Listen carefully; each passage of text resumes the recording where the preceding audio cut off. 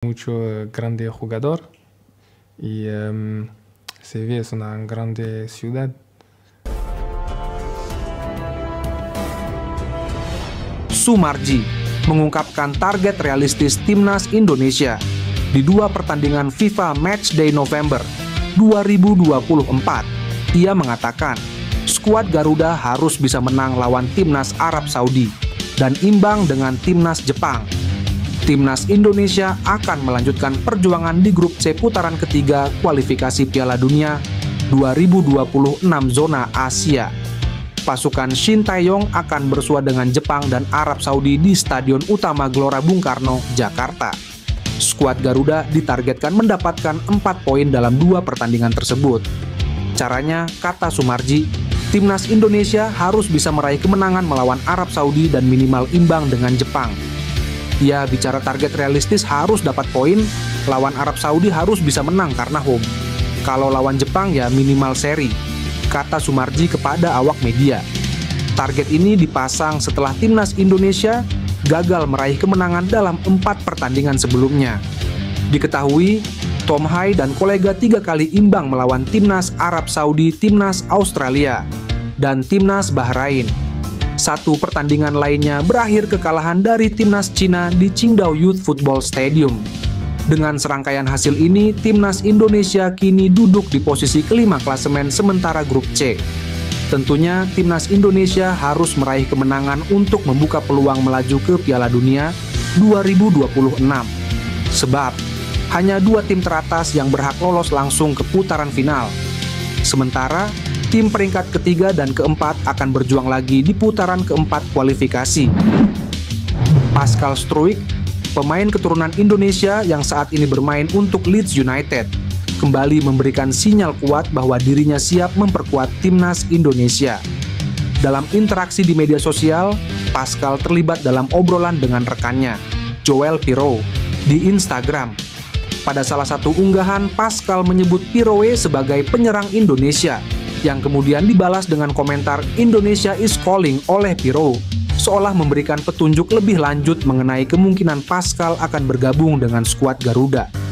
Hal ini tentu saja memicu spekulasi di kalangan penggemar sepak bola Indonesia, terutama dengan semakin aktifnya PSSI dalam mendekati pemain-pemain keturunan yang berpotensi memperkuat timnas. Siaran langsung sepak bola online.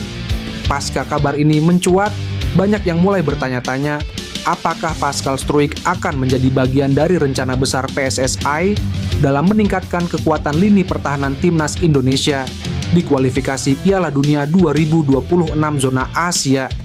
Sebagai pemain yang sudah memiliki pengalaman bermain di kompetisi sekelas Liga Inggris, kehadiran Struijk tentu akan memberikan dampak besar bagi timnas Indonesia, terutama di lini pertahanan. Pascal Struijk dikenal sebagai pemain bertahan yang kokoh dan memiliki kemampuan membaca permainan dengan baik, menjadikannya salah satu talenta yang diincar banyak negara. Meskipun sebelumnya ia sempat dirumorkan lebih memilih untuk memperkuat tim nasional Belanda. Interaksi terbaru ini seakan memberi sinyal bahwa Pascal mulai membuka peluang untuk membela negara asal nenek moyangnya. PSSI juga diketahui tengah giat mendekati sejumlah pemain keturunan yang berkarir di luar negeri. Jika Struijk benar-benar memutuskan untuk membela timnas Indonesia, maka PSSI akan memiliki lini belakang yang semakin solid. Hal ini akan sangat bermanfaat mengingat tantangan besar yang dihadapi Indonesia di ajang kualifikasi Piala Dunia 2026. Erick Thohir tiba-tiba ngomong keras gini ke Shin Tae-yong jelang timnas Indonesia versus Arab Saudi dan Jepang. Ketua Umum PSSI, Erick Thohir memberikan arahan tegas kepada pelatih timnas Indonesia, Shin Tae-yong menjelang 2 laga penting yang akan dijalani skuad Garuda. Indonesia dijadwalkan akan menghadapi 2 tim kuat Asia, Jepang, dan Arab Saudi dalam pertandingan kualifikasi Piala Dunia ronde 3 yang akan digelar di tanah air. Erick Thohir menekankan agar Shin Tae-yong mempersiapkan para pemain dengan sangat matang untuk menghadapi tantangan besar ini. Menurut Erick, pertandingan melawan Jepang dan Arab Saudi akan menjadi ujian berat bagi timnas Indonesia. Oleh karena itu, ia meminta Shin Tae-yong untuk fokus menurunkan pemain-pemain terbaik yang memiliki kualitas mumpuni. serta tidak terlalu banyak melakukan eksperimen dalam pemilihan pemain atau taktik. PSSI ingin memastikan Indonesia tampil maksimal, terlebih pertandingan ini akan dimainkan di kandang sendiri, yang tentunya menambah tekanan dan harapan besar dari para supporter. Pertandingan melawan Jepang dan Arab Saudi sangat penting. Saya meminta Coach Shin Tae-yong bisa mempersiapkan tim dengan sangat baik, menurunkan pemain yang benar-benar siap dan berkualitas. Jangan terlalu banyak eksperimen, karena kita bermain di kandang sendiri dan kita ingin meraih hasil terbaik, ujar Erick Thohir saat wawancara di Jakarta. Erick Thohir juga mengingatkan bahwa laga melawan Jepang, yang dikenal dengan gaya permainan cepat dan disiplin, serta Arab Saudi yang selalu tangguh di level Asia, bukanlah pertandingan yang mudah. Oleh karena itu, persiapan fisik, mental, serta strategi yang matang akan menjadi kunci utama dalam menghadapi dua lawan tersebut.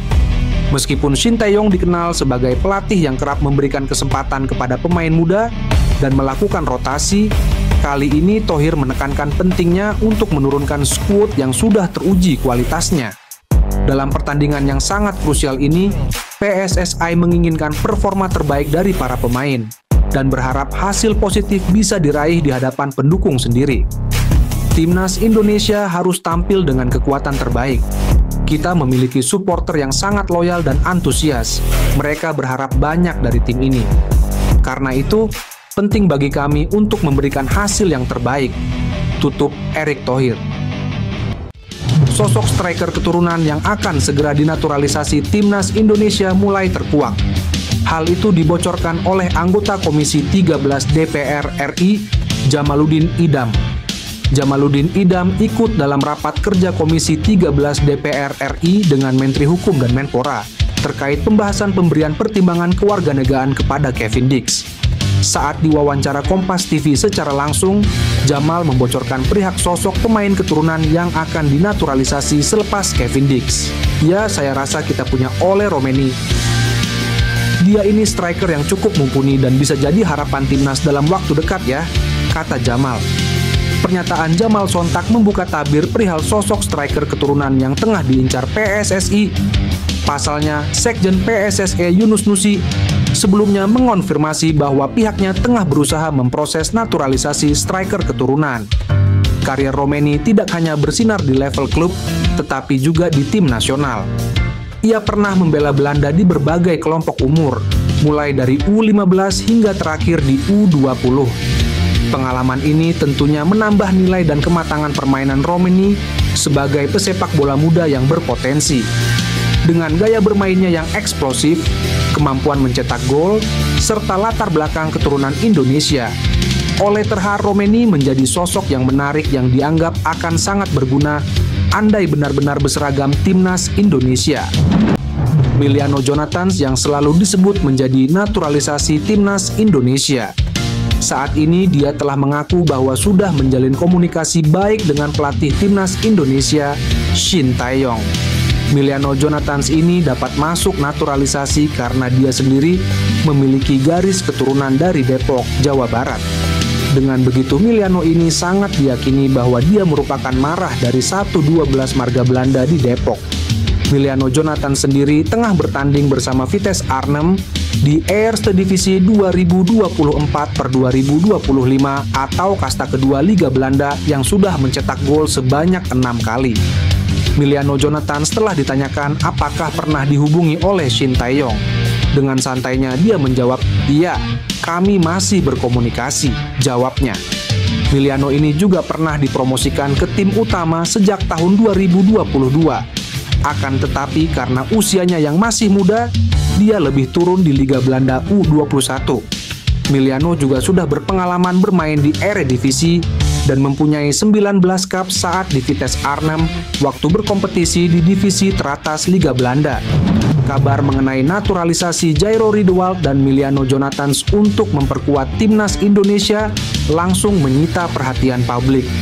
Media sosial dibanjiri oleh berbagai komentar dan diskusi mengenai potensi kekuatan baru yang akan dimiliki skuad Garuda. Para penggemar sepak bola tanah air menyambut antusias kabar ini, berharap kehadiran kedua pemain tersebut dapat membawa perubahan signifikan bagi prestasi Timnas Indonesia. PSSI menggunakan Arya Sinulinga untuk menjawab berita naturalisasi Jairo Riedewald dan Miliano Jonathans dengan menjelaskan bahwa PSSI saat ini memprioritaskan proses naturalisasi pemain Kevin Dix. Mengenai spekulasi naturalisasi Jairo Riedewald dan Miliano Jonathans, Arya enggan memberikan komentar lebih lanjut dan memilih untuk fokus pada pemain-pemain yang sudah masuk dalam daftar prioritas. Hingga saat ini, belum ada konfirmasi resmi mengenai rencana naturalisasi Riedewald atau Jonathans. Namun banyak yang berharap mereka bisa bergabung untuk memperkuat timnas Indonesia di masa mendatang. PSSI nampaknya tak akan berhenti memperkuat timnas Indonesia. Setelah sukses mengamankan komitmen Kevin Dix, pencarian bakat berdarah Indonesia di kancah internasional terus berlanjut. Pertemuan antara Erick Thohir dan Kevin Dix di Jakarta beberapa waktu lalu menandai langkah signifikan dalam proses naturalisasi bek berdarah Maluku tersebut. Kesepakatan yang terjalin membuka peluang bagi Kevin untuk segera memperkuat skuad Garuda. Setelah menjalani serangkaian tes kesehatan dan memenuhi sejumlah persyaratan administratif, kini tinggal menunggu proses formal, seperti pengesahan oleh Presiden, persetujuan DPR, hingga upacara pengambilan sumpah sebagai warga negara Indonesia. Namun, siapa sosok selanjutnya yang akan menyusul jejak Kevin Dix? Terkait pertanyaan ini, Erick Thohir masih enggan memberikan bocoran. Menurutnya, proses pencarian pemain naturalisasi membutuhkan ketelitian dan kesabaran. Belum kebayang? Memang belum. Kalau kemarin kan saya jawab ada, sekarang belum, ujar Erick Thohir.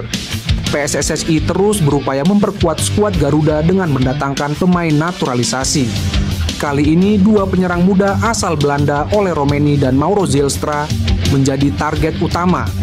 Kabarnya Mauro Zijlstra telah mengirimkan dokumen persyaratan naturalisasi ke PSSI.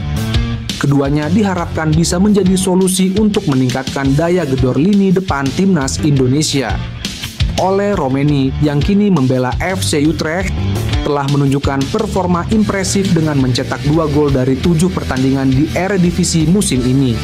Jurnalis senior Jepang mengingatkan negaranya agar mewaspadai timnas Indonesia di kualifikasi grup C, putaran ketiga Piala Dunia 2026 zona Asia. Raih 3 poin di grup C hingga hentikan Korea Selatan untuk ke Olimpiade 10 kali berturut-turut. Waspadalah terhadap Indonesia, tim terkuat yang pernah ada, tulis jurnalis Jepang Toshiyuki Osumi. Timnas Jepang akan menghadapi skuad Garuda pada 15 November 2024 di GBK Senayan, Jakarta. Jurnalis senior Jepang Toshiyuki Osumi berikan analisis mendalam terkait kekuatan tersembunyi yang dimiliki timnas Indonesia selama gelaran kualifikasi Piala Dunia 2026. Toshiyuki Osumi mengingatkan kepada seluruh tim di level Asia, termasuk Jepang yang sebentar lagi akan hadapi timnas Indonesia untuk waspada. Menurutnya, timnas Indonesia menjadi tim dengan perkembangan yang paling cepat di Asia. Hal ini karena skuad Garuda mampu melampaui 50 negara lain di ranking FIFA hanya dalam waktu 4 tahun saja. Indonesia saat ini menjadi tim dengan pertumbuhan tercepat di Asia. Pada awal 2020, mereka berada di peringkat 173 FIFA. Namun hanya dalam waktu 4 tahun, Indonesia telah melampaui hampir 50 negara lain dan kini berada di peringkat 130, tuturnya. Dirinya mengingatkan timnas Jepang agar berhati-hati dengan amukan timnas Indonesia di Jakarta. Ia meminta timnya fokus terhadap prestasi gemilang yang diraih timnas Indonesia, bahkan belum pernah terbayangkan sebelumnya. Dalam momen yang mengejutkan, mantan pelatih timnas Arab Saudi Roberto Mancini menyatakan dukungan penuh untuk timnas Indonesia menjelang laga penting mereka melawan Jepang di putaran ketiga kualifikasi Piala Dunia 2026. Mancini, yang sebelumnya memimpin skuad Arab Saudi dan membawa Italia menjadi juara Euro 2020, menyampaikan pesannya melalui sebuah wawancara eksklusif yang segera viral di berbagai media olahraga. Indonesia memiliki potensi yang luar biasa. Dalam wawancara tersebut, Mancini mengungkapkan kekagumannya terhadap perkembangan sepak bola Indonesia. Menurutnya, Indonesia memiliki potensi besar dan bakat pemain muda yang menjanjikan. Mancini juga mengaku terkesan dengan semangat dan kerja keras tim asuhan Shin Tae-yong yang terus menunjukkan peningkatan dalam beberapa tahun terakhir. Indonesia telah banyak berkembang dalam permainan mereka. Dengan pemain-pemain muda yang dinamis dan semangat juang tinggi, mereka pasti bisa memberikan perlawanan hebat melawan Jepang. Ini bukan hal yang mudah, tetapi saya percaya tim ini memiliki peluang besar, ujar Mancini dengan penuh semangat. Menurutnya, Jepang memang unggul dalam pengalaman dan teknik, namun Indonesia bisa memanfaatkan kekuatan kolektif dan disiplin untuk menyeimbangkan pertandingan.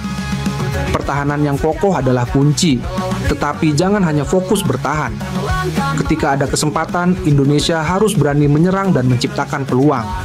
Kecepatan dan stamina pemain muda Indonesia bisa menjadi faktor penting untuk memberikan kejutan pada lawan, tambah Mancini.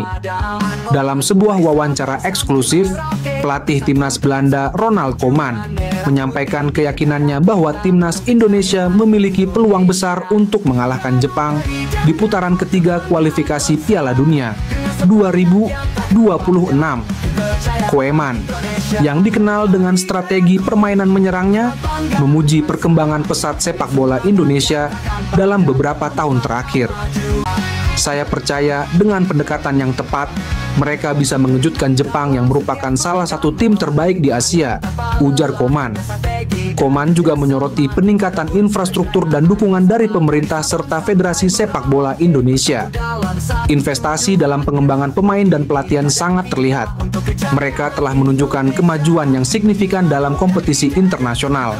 Tambahnya, dalam persiapan menghadapi Jepang, Koeman menyarankan agar timnas Indonesia fokus pada kekuatan permainan kolektif.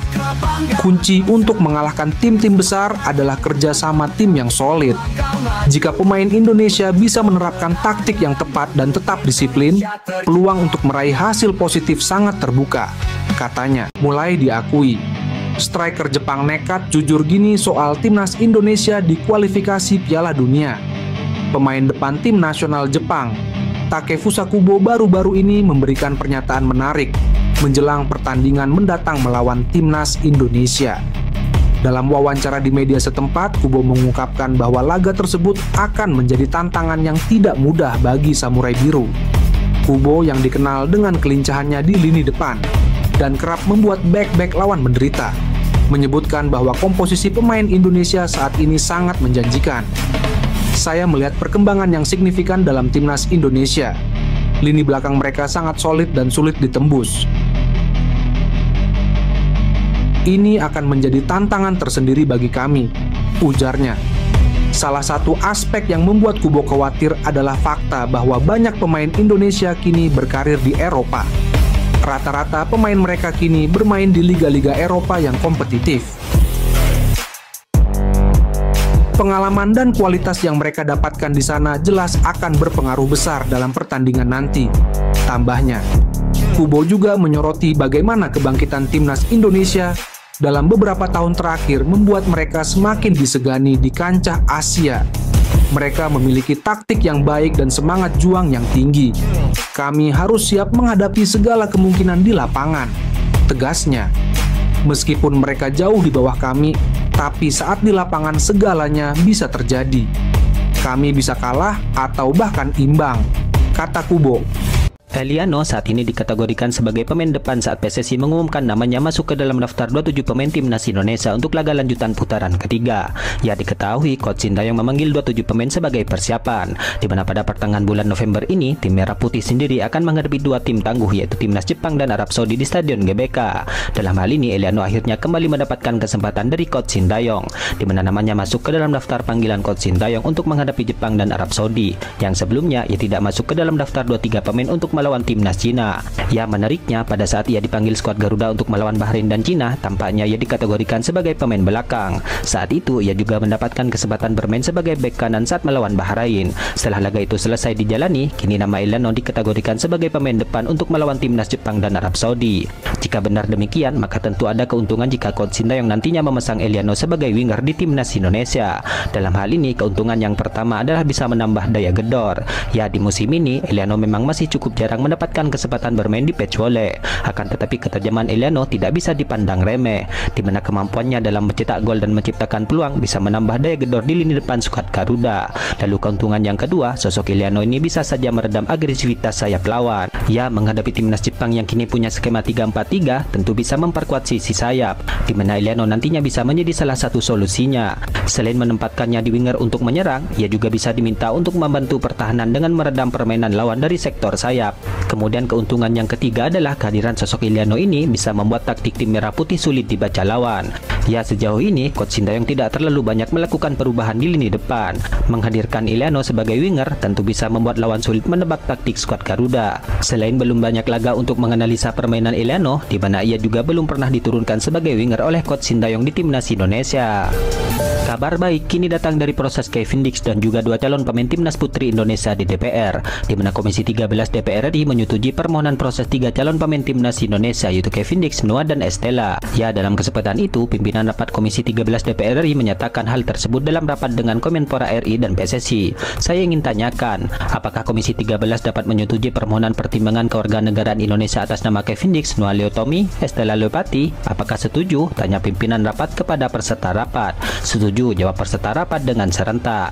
Ya, dalam paparannya, Menpora RI menjelaskan alasan pemerintah memfasilitasi proses Kevin Dix dan dua calon pemain timnas putri Indonesia. Menurut Dito, ketiga pemain keturunan Belanda itu punya kualitas tinggi untuk membela tim merah putih. Hal senada disampaikan oleh Sekjen PSSI yaitu Yunus Nusi, di mana lebih lanjut ia ingin proses ketiganya bisa segera selesai karena tiga pemain itu berhadapan dengan agenda penting skuad Garuda. Dalam hal ini, Kevin Dix diproyeksikan membela timnas Indonesia di putaran ketiga, sedangkan Noah dan Estella diharapkan bisa berseragam skuad Garuda untuk Piala ASEAN Wanita 2024 ini. Ya, dalam kesempatan itu Yunus menegaskan bahwa pihaknya akan mengupayakan Kevin Dix bisa memperkuat timnas Indonesia di bulan ini, di mana laga yang dimaksud adalah matchday ke-6 untuk melawan timnas Arab Saudi. Kami awalnya berharap bisa melawan Jepang, tapi karena masalah administrasi kemungkinan baru bisa memainkan tanggal 19 melawan Arab Saudi, ucap Yunus Nusi. Pemain belakang andalan timnas Indonesia yaitu Mesilges kini harus mengakhiri pertandingan lebih awal dalam laga klubnya, di mana cedera hamstring yang dialaminya menjadi pukulan telak bagi sang pemain, klub dan tentu saja juga bagi skuad Garuda. Ya, Mesilges yang tampil sejak menit awal terpaksa ditarik keluar di babak kedua setelah mengalami cedera saat berusaha merebut bola. Cedera ini membuat pelatih FC20 tidak punya pilihan lain selain menggantikan di babak kedua. Kabar buruk ini semakin diperparah dengan pernyataan jurnalis RTVOST. Melalui akun media sosialnya, ia mengonfirmasi bahwa Mesilges memang mengalami cedera hamstring. Kondisi ini tentu saja menimbulkan pertanyaan besar mengenai kesiapan Mesilges untuk pertandingan penting selanjutnya, baik bersama klub maupun bersama tim nasional. FC20 sendiri belum mengeluarkan pernyataan resmi mengenai kondisi terkini Mesilges. Namun yang jelas, absennya bek berdarah Indonesia ini akan menjadi kerugian besar bagi tim asal Belanda tersebut. Sementara itu, bagi timnas Indonesia, cedera Mesilges ini menjadi ancaman serius. Pasalnya, Mesilges ini merupakan salah satu pilar penting dalam skuad Garuda. Kemampuannya dalam mengawal lini belakang sangat dibutuhkan untuk menghadapi lawannya yang setangguh Jepang dan Arab Saudi. Dalam hal ini, jika benar mengalami cedera hamstring, Mesilges tersebut disebut harus absen minimal 2 pekan. Dalam hal ini, Mesilges berpotensi tidak bermain saat nanti melawan timnas Jepang dan Arab Saudi di pertengahan bulan November ini. Lalu pertanyaannya, lantas siapa yang akan dipanggil Coach Sintayong sebagai penggantinya? Ya, ini tentu menarik kita ulas. Ya, satu-satunya pemain yang levelnya tidak jauh berbeda dari Mesilges adalah pemain Blackpool FC yaitu Elkan Bagot. Di mana Elkan Bagot setelah cedera sejak akhir Agustus 2024 yang lalu, kini ia akhirnya pulih dari cedera engkelnya. Ia sudah duduk di bangku cadangan di saat Blackpool menang 2-0 atas Gillingham di babak pertama Piala FA pada Sabtu 2 November 2024 kemarin. Menarik menantikan keputusan Coach Sintayong ini ke depannya. Namun yang jelas harapan utamanya Mesilges ini bisa segera pulih, di mana tenaga Mesilges tentu saja dibutuhkan untuk skuad Garuda jelang menghadapi timnas Jepang dan Arab Saudi. Kemudian untuk sosok Elkan Bagot, semoga saja sang pemain bisa kembali dalam kondisi bugar dan dapat kepercayaan lagi dari Coach Sintayong nantinya. FC Dallas diketahui telah mengumumkan pemanggilan Martin Paes untuk bergabung ke skuad Garuda. Itu artinya Martin Paes pun sudah mendapatkan restu dari klubnya untuk berjuang membela tim merah putih di ajang putaran ketiga ini. Apalagi saat ini Liga Amerika Serikat sudah selesai digelar. Itu artinya saat ini Martin Paes sudah libur dari jadwal klubnya. Berhubung dipanggil tim merah putih, Martin Paes saat ini disebut-sebut akan bergabung lebih cepat. Di tengah hal ini, menariknya lagi FC Dallas memamerkan 4 prestasi Martin Paes di Liga Amerika Serikat. Prestasi yang pertama tepat pada tahun 2024, Martin Pes sudah mencatatkan 118 penyelamatan di MLS. Prestasi yang kedua, Martin Pes menjadi salah satu pemain yang masuk ke dalam skuad MLS All-Star pada edisi 2024. Prestasi yang ketiga, Martin Pes itu mendapatkan penghargaan MLSsoccer.com pada minggu ke-8, minggu ke-15, dan minggu ke-20 di musim reguler MLS 2024. Kemudian prestasi yang keempat, Martin Pes meraih Save of the Year di musim ini untuk penyelamatan tendangan penalti ganda selama pertandingan. Ya, membeberkan hal ini, FC Dallas disebut seakan memberikan sinyal bahaya bagi Jepang dan Arab Saudi yang menantang skuad Garuda di Stadion GBK. Patut dinantikan penampilan gemilang sang kiper untuk tim Merah Putih nantinya dalam menghadapi laga penting di pertengahan bulan November ini. Jordi Wehrman kini mendadak ramai diperbincangkan di media sosial berkat dirinya yang baru-baru ini mengaku tertarik untuk membela timnas Indonesia. Ya, Jordi Wehrman merupakan pemain keturunan yang sempat dilirik oleh Coach Sintayong untuk membela timnas Indonesia. Akan tetapi kala itu ia menolaknya. Alasan ia menolak untuk bermain di skuad Garuda karena sedang berjuang di klub lamanya dulu. Hanya saja tawaran itu datang. Saya sedang proses perpindahan klub, ucap Jordi Wehrman. Ya, saat ini Jordi berkarir di Madura United. Ia pun mengatakan bahwa dirinya sudah berminat untuk membela timnas Indonesia. Bahkan Jordi saat ini sedang mencari tahu bersama PSSI agar bisa bermain bersama skuad Garuda. Bersama PSSI saya sedang mencari tahu apakah saya bisa bermain untuk Indonesia, kata Jordi Wehrman. Sudah ada 13 pemain kelahiran Belanda yang naturalisasi. Saya mengenal mereka semua dan ingin mengambil langkah itu juga, imbuhnya lagi. Ya, Jordi menyebut bahwa ia pernah dikontak oleh PSSI. Nah, kini dirinya akan terus berhubungan dan karena bermain di Liga Indonesia, proses dirinya diharapkan bisa mudah. Pada 2022 yang lalu, saya didekati PSSI untuk pertama kalinya. Saya merasa tersanjung tapi tidak tahu apa yang akan terjadi. Kami terus berhubungan dan sekarang setelah saya tinggal di sini dan memiliki izin kerja, prosesnya menjadi lebih mudah, ujar Jordi.